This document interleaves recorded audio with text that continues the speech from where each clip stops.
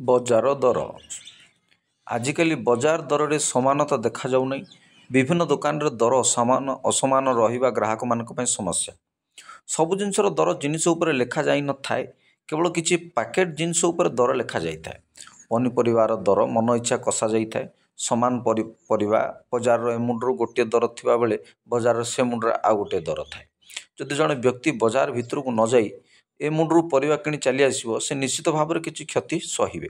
ଆଜିକାଲି ଅନେକ ଜିନିଷର ପ୍ୟାକେଟ୍ ମିଳୁଛି। ତେଜରାତି ଦୋକାନରେ କେତେକ ଜିନିଷ ଖୋଲାରେ ମଧ୍ୟ ମିଳିଥାଏ। ପ୍ୟାକେଟ୍ ଜିନିଷ ଗୁଡ଼ିକର ଦର ଯେତିକି ଲେଖାଯାଇଥାଏ, କେତେକ ଦୋକାନୀ ସେତିକିରେ ବିକ୍ରି କଲାବେଳେ ଆଉ କିଛି ଦୋକାନୀ ଲେଖାଯାଇଥିବା ଦରରୁ କିଛି କମ୍ କରି ବିକ୍ରି କରନ୍ତି। ତେବେ ଲେଖାଯାଇଥିବା ଦରଠାରୁ କମ୍ରେ ବିକ୍ରି କଲେ ମଧ୍ୟ ତାଙ୍କର କିଛି ଲାଭ ଅଛି। ଯେଉଁମାନେ ପୁରା ଦାମ୍ ନେଉଛନ୍ତି ସେମାନେ ନିଶ୍ଚିତ ଭାବରେ ବହୁତ ଲାଭ ପାଉଛନ୍ତି। ଠିକ୍ ସେହିପରି ଖୋଲାରେ ମିଳୁଥିବା ଜିନିଷ ମଧ୍ୟ ଗୋଟିଏ ଦୋକାନରେ ଗୋଟିଏ ଦର ଥାଏ।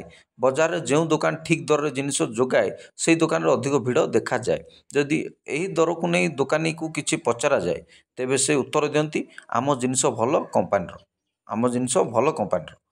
ଔଷଧ ଦୋକାନୀମାନେ ଔଷଧର ଧାର୍ଯ୍ୟ ମୂଲ୍ୟ ଉପରେ 10% କିମ୍ବା 15% ପର୍ଯ୍ୟନ୍ତ ରିହାତି ଦିଅନ୍ତି। କିନ୍ତୁ କିଛି ଔଷଧ ଦୋକାନୀ ପୁରା ଧାର୍ଯ୍ୟ ମୂଲ୍ୟ ନିଅନ୍ତି। ଥରେ ମୁଁ ଗୋଟିଏ ଔଷଧ ଆଣିବାକୁ ଗଲି। ସେ ଔଷଧର ଲିଖିତ ମୂଲ୍ୟ ଥିଲା 100 ଟଙ୍କା। ମୁଁ ଯେତେବେଳେ ଦୋକାନୀକୁ କେତେ ଟଙ୍କା ବୋଲି ପଚାରିଲି, ସେ ମୋତେ କହିଲେ 100 ଟଙ୍କା। ମୁଁ ଆଶ୍ଚର୍ଯ୍ୟ ହେଲି, କାରଣ 10 ଦିନ ଆଗରୁ ସେହି ସମାନ ଔଷଧକୁ ଆଉ ଗୋଟିଏ ଦୋକାନୀରୁ ମୁଁ 90 ଟଙ୍କା ଦେଇ ଆଣିଥିଲି। ମୁଁ ସେହି ଦୋକାନୀକୁ କହିଲି, ଭାଇ 10 ଦିନ ଆଗରୁ ଏହି ଔଷଧ ମୁଁ 90 ଟଙ୍କାରେ ନେଇଥିଲି, ଆପଣ କ'ଣ 100 ଟଙ୍କା କହୁଛନ୍ତି? ସେ ଦୋକାନୀ ମୋତେ କହିଲେ, ଆପଣ ଯେଉଁଠାରୁ 90 ଟଙ୍କାରେ ନେଇଥିଲେ ସେଠାରୁ ନିଅନ୍ତୁ। ମୁଁ ଭାବିଲି ବୋଧହୁଏ ଏହି ଦୋକାନୀ କିଛି ବି ରିହାତି ଦିଅନ୍ତି ନାହିଁ। ବାଧ୍ୟ ହୋଇ 100 ଟଙ୍କା ଦେଇ ଔଷଧ ଆଣିଲି, କାରଣ ଆଉ ଗୋଟିଏ ଦୋକାନକୁ ଯିବା ପାଇଁ ସମୟ ନଥାଏ। ଯେଉଁ ଔଷଧ ଦୋକାନୀମାନେ ରିହାତି ଦେଉନାହାନ୍ତି, ସେମାନେ ଅଧିକ ଲାଭ ପାଉଛନ୍ତି।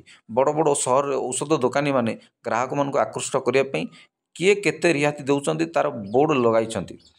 କିଏ ଲେଖିଥିବେ 15% ତ କିଏ ଲେଖିଥିବେ 20%।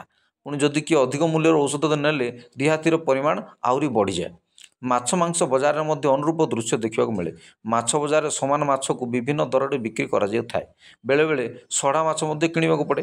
ଆମ ରାଜ୍ୟରେ ମାଛ ଉତ୍ପାଦନ ଆଶାନୁରୂପ ହେଉନଥିବାରୁ ଆନ୍ଧ୍ରପ୍ରଦେଶରୁ ବହୁତ ମାଛ ବଜାରକୁ ଆସିଥାଏ। ମାଛକୁ ଆମେ ବଜାରରୁ ବିଭିନ୍ନ ଦରରେ କିଣିଥାଉ। ସେହିପରି ଚିକେନ୍, ମଟନ୍ ମଧ୍ୟ ବିଭିନ୍ନ ଦରରେ ରହିଛି। କେତେବେଳେ କେଉଁ ଦର ଥାଏ ତା'ର ଠିକଣା ନାହିଁ। ଯଦି ଦେଖିବା, ପ୍ରାୟ ପ୍ରତ୍ୟେକ ଜିନିଷର ଦର ସମାନ ରହୁନାହିଁ। ସରକାରଙ୍କ ନିର୍ଦ୍ଦେଶ ଅନୁସାରେ ସବୁ ଦୋକାନୀ ନିଜ ନିଜ ଦୋକାନ ଆଗରେ ଦର ତାଲିକା ଲଗାଇବା କଥା, କିନ୍ତୁ ତାହା କେହି ପାଳନ କରୁନାହାନ୍ତି। ନିଜର ସୁବିଧା ଅନୁସାରେ ନିଜକୁ ସୁହାଇଲା ଭଳି ଦରରେ ଜିନିଷ ବିକ୍ରି କରୁଛନ୍ତି। ଏଭଳି ଅସମାନ ଦର ପ୍ରତି ଜନସାଧାରଣ ସତର୍କ ରହିବା ଅତ୍ୟନ୍ତ ଆବଶ୍ୟକ।